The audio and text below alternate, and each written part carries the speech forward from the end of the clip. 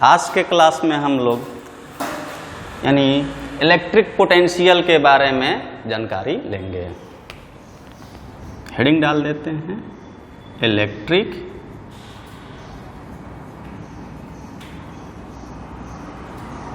Potential.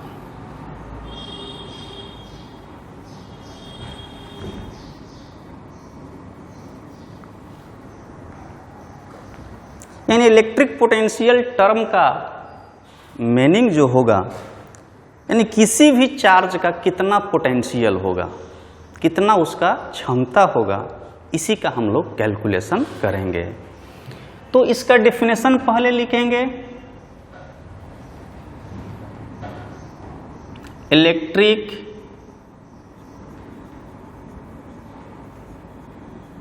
Potential is defined as the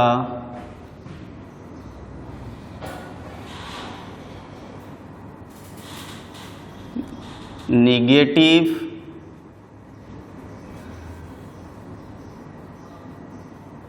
amount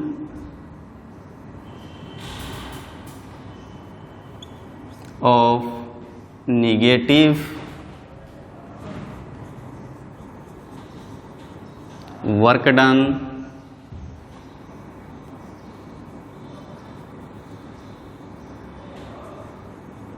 for bringing a unit charge from infinity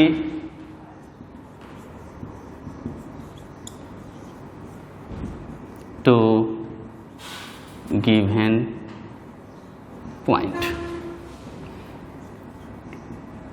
It is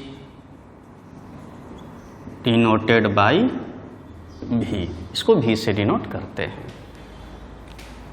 लिखे हैं यानी electric potential is defined as the amount of negative work done for bringing a unit charge, unit positive charge, positive charge from infinity to given point. It is denoted by V।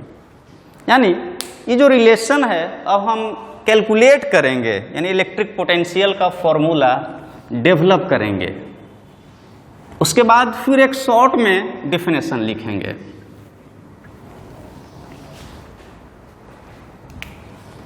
ये हम लोगों का एक positive charge है plus Q, ठीक।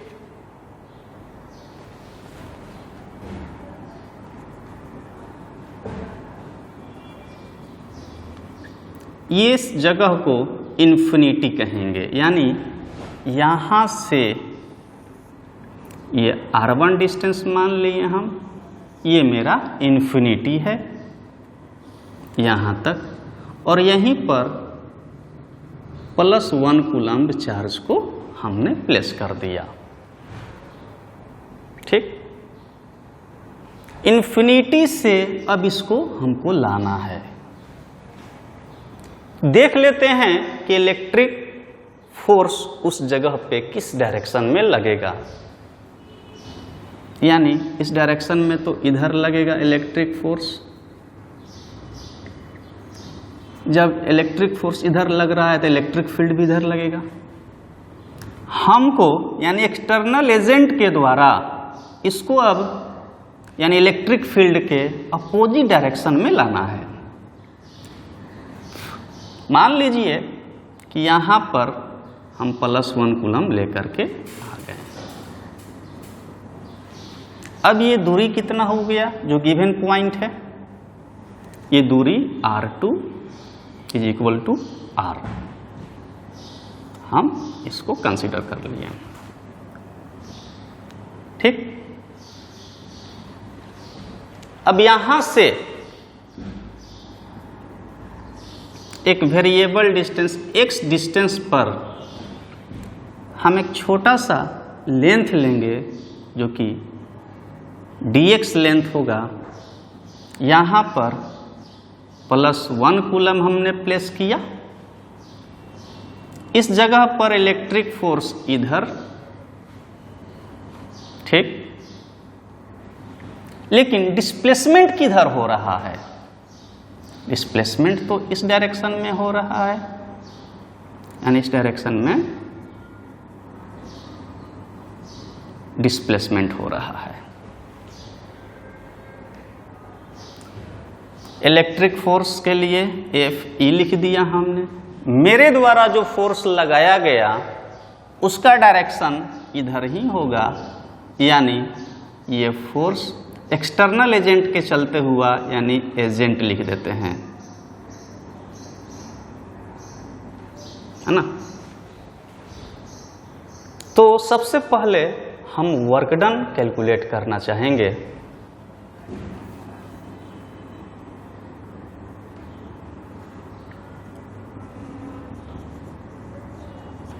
Work done का general formula force into displacement, यानी W is equal to F vector in dot S vector. ये जनरल फॉर्मूला होता है वर्क डन का। तो हमको जो वर्क डन निकालना है वो इलेक्ट्रिक फोर्स के चलते निकालना है। तो यहाँ पर इलेक्ट्रिक फोर्स इस डायरेक्शन में है एफ इलेक्ट्रिक, और डिस्प्लेसमेंट इस डायरेक्शन में है एस। दोनों के बीच का जो एंगल बन रहा है वो 180 डिग्री हो रहा है। ठीक, तो यहाँ से बात करेंगे W is equal to F S cos theta, dot को हमने ब्रेक किया, एफ एस कॉस थीटा, इसलिए W इज इक्वल टू क्या मिल गया? एफ एस कॉस 180 डिग्री, और कॉस 180 डिग्री का वैल्यू -1, तो W is equal to minus F into S हो गया। ये एक फाइनाइट डिस्प्लेसमेंट के चलते हुआ। यदि डिस्प्लेसमेंट बहुत स्मॉल हो, जो कि dx हमने माना है, तो वर्क डन भी स्मॉल होगा। लिखेंगे फॉर स्मॉल डिस्प्लेसमेंट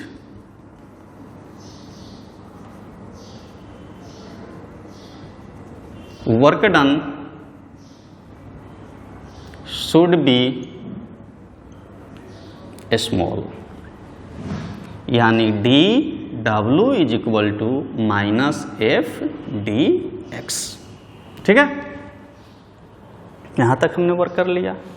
और f का वैल्यू कितना हो जाएगा? 1/4 pi epsilon not. Q1 Q2 होता है तो Q1 के जगह पे Q और Q2 के जगह पे +1 कूलम्ब, यानी Q इंटू 1/, डिस्टेंस कितना है दोनों के बीच का? तो x हमने मान करके रखा है, x²। ये फोर्स आ गया। अब ये वैल्यू यहां पुट करेंगे,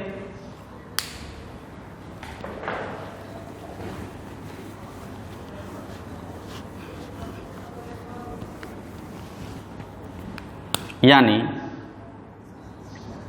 इसलिए dW is equal to -1/4 pi epsilon naught Q/x² into dx।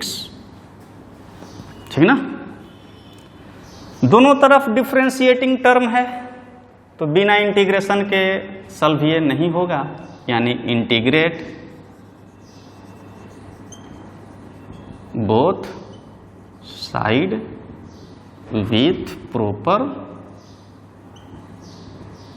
Limit. तो इंटीग्रेट कर लिया हमने dW, integrate -1/4 pi epsilon naught Q/x² dx। जो कांस्टेंट टर्म है उसको बाहर हम निकाल लेंगे। लिमिट पहले पुट कर लेते हैं। पहला लिमिट है इन्फिनिटी पर मेरा चार्ज है, यानी यहाँ पर R1 प्लेस कर दिए। R1 के वैल्यू इन्फिनिटी है, सेकेंड में R2 कहाँ तक जाना है, तो R2 तक जाना है। R2 का वैल्यू मेरा R है। इन्फिनिटी पर कोई भी वर्क डन होगा वो 0 के बराबर मिलेगा, और ये हमने यहाँ पर वर्क डन W ले लिया। ठीक, अब हम इसको जो कांस्टेंट टर्म है उसको बाहर निकालेंगे। dW 0 से W माइनस B बाहर निकल जाएगा, 1/4 पाई एप्सिलॉन नॉट, Q बाहर निकल जाएगा, इंटीग्रेशन 1/x² हो गया, ये dx हो गया। अब इन्फिनिटी ले लेते हैं डायरेक्ट और R ले लेते हैं, R1 R2 का छोड़ देते हैं उसको।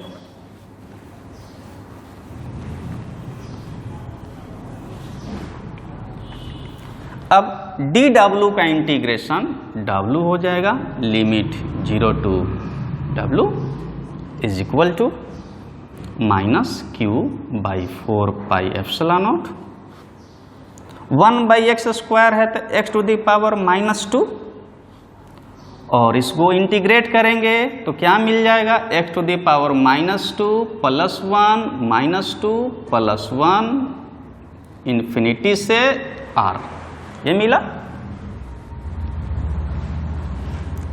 तो ये W हो गया, 0 to W -Q/4 pi epsilon naught, ये वैल्यू आ गया x to the power -1/-1 infinity से R, माइनस और माइनस मिल करके प्लस हो गया, यानी W 0 to W Q/4 pi epsilon naught आ गया। ये लिख सकते हैं x के पावर -1 को 1/x इन्फिनिटी से R। यानी सबसे पहले ऊपर वाले लिमिट को पुट करते हैं x के जगह पर, उसके बाद नीचे वाले लिमिट को पुट करते हैं x के जगह पर with sine minus, W -0 is equal to Q/4 pi epsilon naught, यहाँ पर हो जाएगा क्या 1/R -1/इन्फिनिटी, और 1/इन्फिनिटी का वैल्यू क्या हो जाएगा, तो 0 हो जाएगा। तो वैल्यू क्या मिला, W is equal to Q/4 pi epsilon naught 1/R -0, यानी W इज इक्वल टू मिला Q/4 pi epsilon naught 1/R। ये जो हम वर्क कर रहे हैं ये यूनिट पॉजिटिव चार्ज के लिए वर्क कर रहे हैं। तो यूनिट पॉजिटिव चार्ज के लिए वर्क कर रहे हैं, ये जो वर्क आया 4 यूनिट पॉजिटिव चार्ज के लिए वर्क आया। तो जो यूनिट पॉजिटिव चार्ज के लिए वर्क आया वही मेरा इलेक्ट्रिक पोटेंशियल हुआ, इसलिए electric potential due to charge is equal to 1/4 pi epsilon naught Q/R, ये भी बराबर में, यानी पॉइंट चार्ज के लिए इलेक्ट्रिक पोटेंशियल का वैल्यू हमने कैलकुलेट किया कि 1/4 पाई एप्सिलॉन नॉट Q/R। इस तरह से हम इलेक्ट्रिक पोटेंशियल का फॉर्मूला डेवलप किए, जो कि ये 12th एग्जाम में प्रूफ करने के लिए आता है कि फाइंड कीजिए या डेवलप कीजिए या प्रूफ कीजिए इलेक्ट्रिक पोटेंशियल का value 1/4 pi epsilon naught Q/R होता है। अब बात कर लिए कि इलेक्ट्रिक पोटेंशियल भी बराबर में 1/4 पाई एप्सिलॉन नॉट Q/R, ये तो फॉर्मूला हमने डेवलप किया। तो पहला पॉइंट है कि इलेक्ट्रिक पोटेंशियल जो है किस टाइप का फिजिकल क्वांटिटी है, तो इलेक्ट्रिक पोटेंशियल स्केलर क्वांटिटी है, यानी electric potential is scalar quantity. Second point कि इलेक्ट्रिक पोटेंशियल का यूनिट क्या होता है, तो तो इलेक्ट्रिक पोटेंशियल का जनरली यूनिट जो हम लोग बात करेंगे वो वोल्ट काउंट करेंगे। The unit of electric potential. तो बात किए थे work done per unit charge, यहां पर हमने निकाला work done per unit charge. तो वर्क डन का यूनिट जूल होता है, चार्ज का यूनिट कूलम्ब होता है, जूल पर कूलम्ब, नहीं तो वोल्ट हम बात करेंगे। ये ऐसा यूनिट है, ठीक। अब रही बात की डायमेंशन की, the dimension of electric potential, joule का डायमेंशन m1 L2 T-2 और कूलम्ब का डायमेंशन AT। सॉल्व करेंगे इसको तो मिल जाएगा m1 L2 A-1 T-3। ये डायमेंशन हो गया और स्केलर क्वांटिटी है ये, तो इलेक्ट्रिक पोटेंशियल पॉजिटिव चार्ज के लिए पॉजिटिव होगा और नेगेटिव चार्ज के लिए नेगेटिव होगा।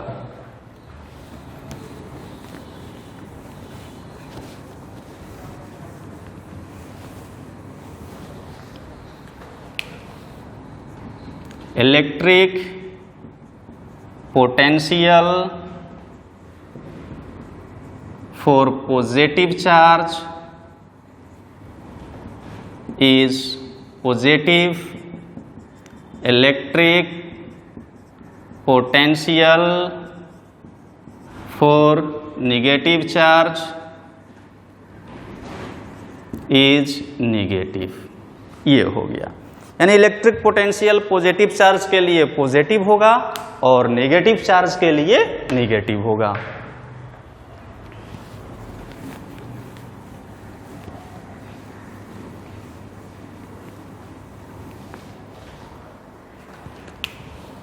एक general formula V is equal to work done by charge. अब देखना पड़ेगा कि वर्क डन किसका, यानी इलेक्ट्रिक का कि एजेंट का। यदि हम बात कर ले यहां पर अभी जो तुरंत कैलकुलेट किए हैं, इलेक्ट्रिक के चलते फोर्स इधर लग रहा था और डिस्प्लेसमेंट इधर हो रहा था, तो बीच का एंगल कितना हो रहा था 180। और इसके संदर्भ में जो फॉर्मूला हमने कैलकुलेट किया था, यानी क्या प्लस में फॉर्मूला कैलकुलेट किया था 1/4 pi epsilon not Q divided by R। लेकिन यदि हम बात कर लें यदि एजेंट के चलते, तो एजेंट के चलते तो फोर्स इधर लग रहा था और डिस्प्लेसमेंट भी इधर हो रहा था, तो यहां पर जो एंगल बनेगा थीटा वो तो 0 डिग्री होगा। तो इस केस में जो पोटेंशियल होगा, यानी एजेंट के चलते जो पोटेंशियल होगा, एजेंट के चलते जो वर्क डन होगा फॉर यूनिट चार्ज के लिए, वो भी बराबर में माइनस में आ जाएगा Q/4 pi epsilon not R। ठीक, यहां पर minus Q/4 pi epsilon not R। ये हो गया, यानी दो केस से यहां पर हम पोटेंशियल कैलकुलेट कर सकते हैं, एक तो बाई फॉर्मूला, एक बाई डायग्राम के हेल्प से। आगे यदि हम पढ़ें दोनों के बीच रिलेशन, किसके बीच, इलेक्ट्रिक पोटेंशियल और इलेक्ट्रिक फील्ड में, तो बहुत बातें ऐसा सामने आएगा, केवल थ्योरी से ही बहुत सारा प्रॉब्लम इसमें सॉल्व हो सकता है, जो कि हम लोग नेक्स्ट क्लास में हम लोग उसका डिस्कशन करेंगे। और नेक्स्ट क्लास में ही इलेक्ट्रिक पोटेंशियल पर किस टाइप का न्यूमेरिकल डेवलप होगा, किस टाइप का न्यूमेरिकल हम सॉल्व करेंगे, सॉल्व करने का तरीका, वो सब नेक्स्ट क्लास में हम लोग डिस्कस करेंगे।